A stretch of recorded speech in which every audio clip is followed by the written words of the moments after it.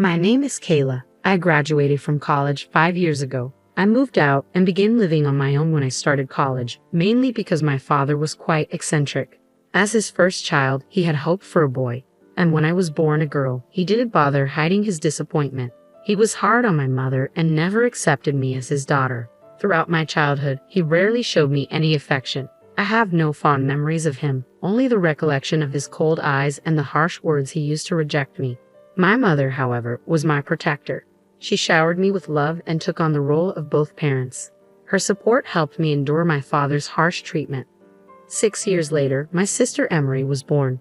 My father was initially disappointed again that it was a girl, but something changed and he began to adore Emery. However, his attitude towards me remained the same. The difference in how he treated us was stark. Throughout elementary, middle, and high school, my father acted as if I didn't exist, while Emery received praise for even the smallest achievements. He constantly bragged about how cute she was, like a little doll. In contrast, whenever he sighed and said, "But Kayla," it cut deep. My mother tried to comfort me, assuring me, "Kayla is different from Emery, but she's very cute too." Yet her words did little to mend my shattered confidence. Upon entering college, I made the decision to move out and live independently. While I cherished my mother, I harbored no affection for my father, who displayed no interest in me. The thought of continuing to reside under the same roof as him was unbearable. Reluctantly, he covered my college admission fee but made it clear he wouldn't assist with tuition or living expenses, reserving any available funds for Emery. Left to fend for myself, I relied on scholarships and part-time jobs to make ends meet, leaving little time for the typical joys of youth.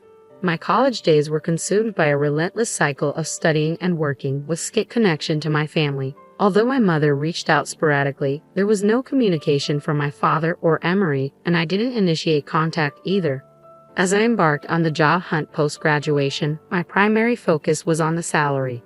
Having to repay a portion of the scholarship I received, I understood the significance of a stable income, a lesson learned from my time working part-time. Armed with a recommendation from my senior professor and a determined attitude in interviews, I clinched a job offer from my top choice, a prestigious global consulting firm. While my mother celebrated my success as if it were her own, my father and Emery remained indifferent. Despite bracing myself for their lack of reaction, it still left me feeling isolated and hollow. Achieving the sense of fulfillment isn't as straightforward as one might think, is it? As I embarked on the job hunt post-graduation, my primary focus was on the salary.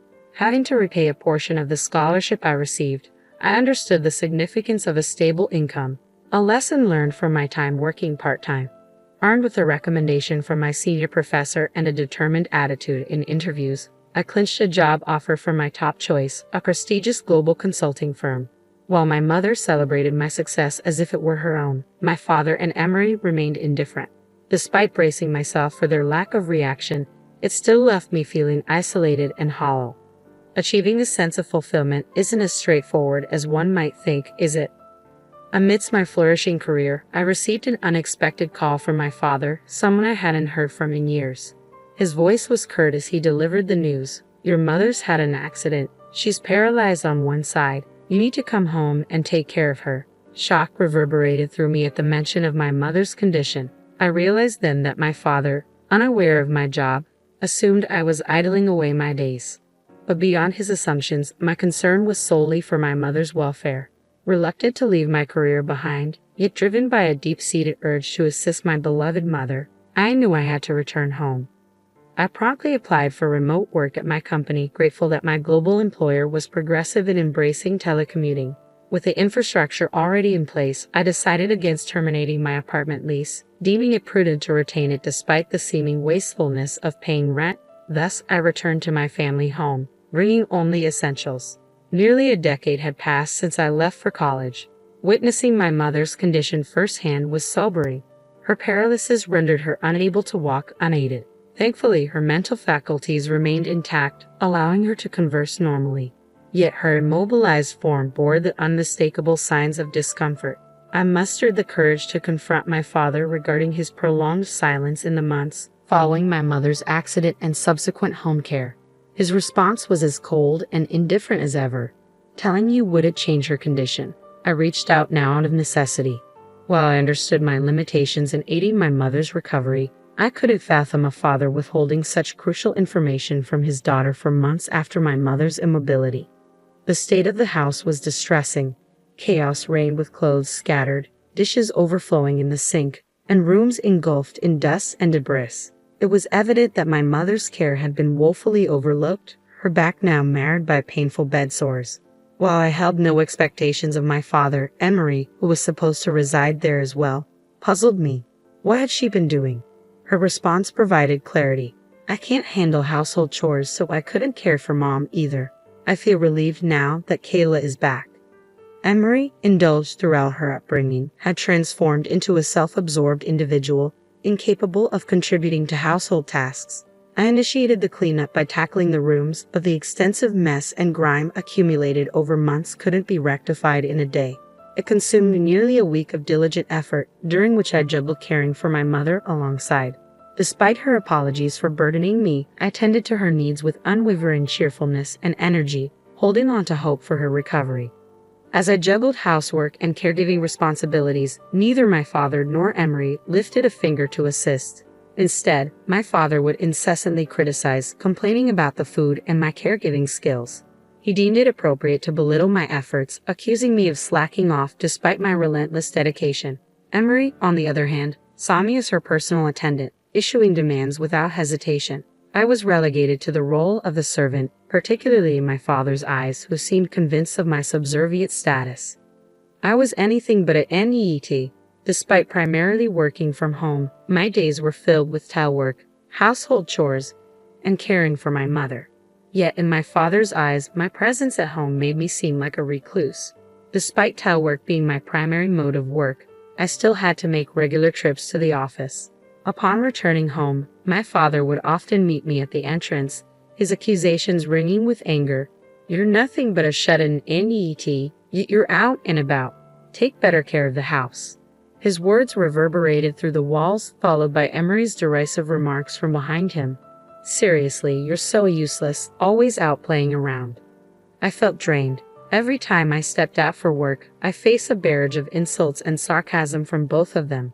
Seeking solace, I often retreated to my maintained apartment, relishing the tranquility before returning home. Maintaining this space proved to be a wise decision.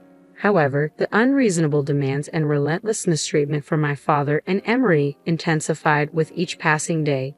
My father, who pushed me relentlessly, now demanded financial contributions, assuming I must have savings despite being labeled an AET.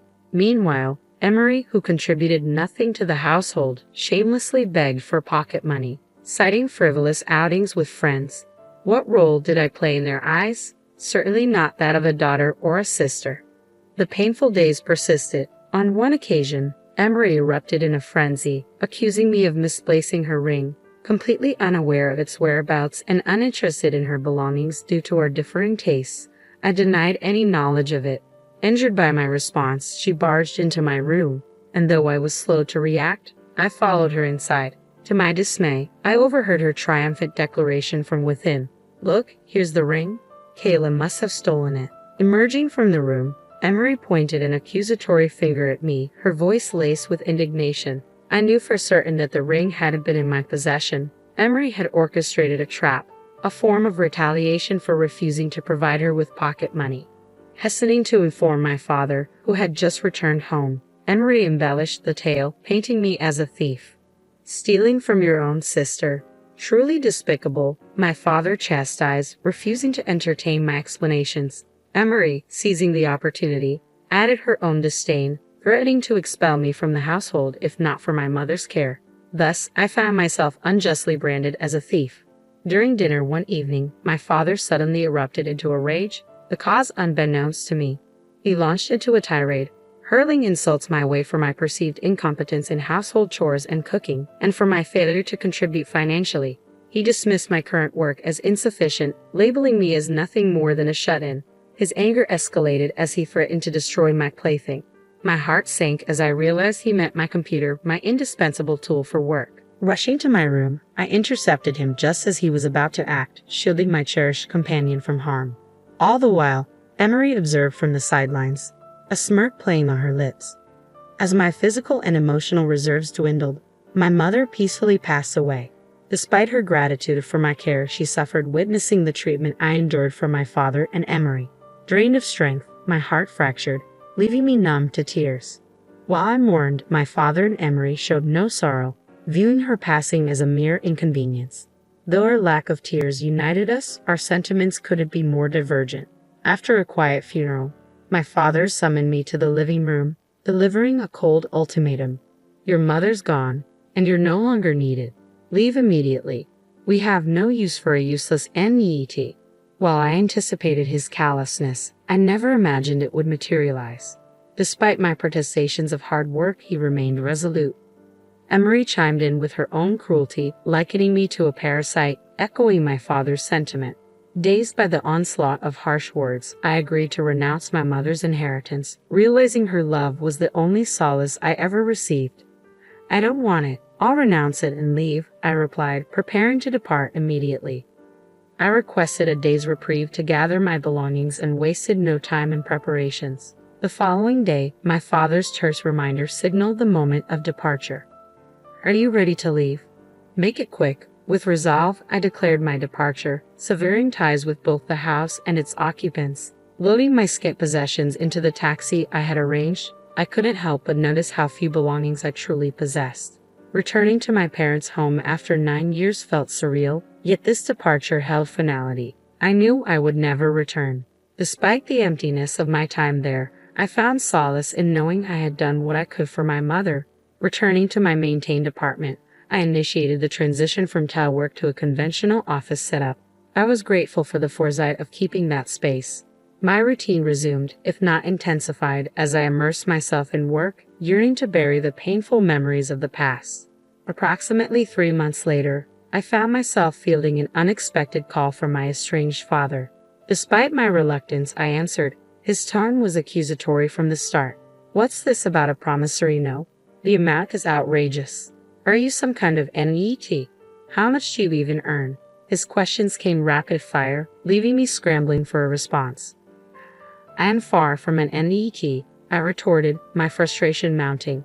Thanks to my unwavering commitment to my job, I've managed to secure a respectable income, one that surpasses many in my age bracket. Furthermore, I've diligently saved over the years. When I first assumed the role of caregiver for my mother, I invested in various equipment and amenities to improve her quality of life. Recognizing the financial strain on the household, I willingly contributed to our monthly expenses, easing my mother's burden. Long before my father's demands for money, I was already offering financial support. I even covered Emery's tuition fees to alleviate my mother's concerns. My mother, appreciative of my financial support, insisted on formalizing our arrangement with a promissory note. Over time, my contributions amounted to a significant sum, effectively placing my father and Emery in debt to me. While I had voluntarily relinquished my claim to inheritance, they remained liable for the loans outlined in the note. Realizing the weight of their indebtedness, my father was rendered speechless upon hearing the full explanation. He erupted in a futile attempt to renounce the inheritance, but their prior actions invalidated any such claims. Work diligently to repay your debts and cease all contact with me. I want nothing to do with you, he raged before I disconnected the call and blocked further communication. Following the events, my uncle, my mother's brother, became a source of upheaval for my father and Emery. At my mother's funeral, I reconnected with my uncle after a long hiatus and confided in him about our family situation. To everyone's surprise, the family home belonged to my uncle, with my mother as the tenant. Although inheritance granted my father and Emery the right to continue renting, my uncle chose not to renew the lease. Legally, tenants held leverage, but my father and Emery were powerless against my uncle's decision. The transgressions only exacerbated the situation, leading to their eviction. Additionally, my father, who had long been on the brink of losing his job, was finally let go. Emery, unable to afford tuition, was forced to abandon her studies despite being close to graduation. With nowhere else to turn, my father and Emery relocated to a modest apartment. The bulk of my father's retirement funds went towards settling their debt to me, leaving him with slim prospects for reemployment at his age. Emery, now a college dropout, faced uncertainty in securing meaningful employment. Thus, they found themselves on the precipice of becoming NEETs, confined to a dim and cramped space. Through my determined efforts, I managed to secure new clients and spearhead innovative projects. My dedication did not go unnoticed as I earned a promotion to become the first female division head in the company's history. While it's regrettable that it took this long for a global corporation to appoint a woman to such a position, I am committed to paving the way for future generations and fostering a more inclusive environment within the company.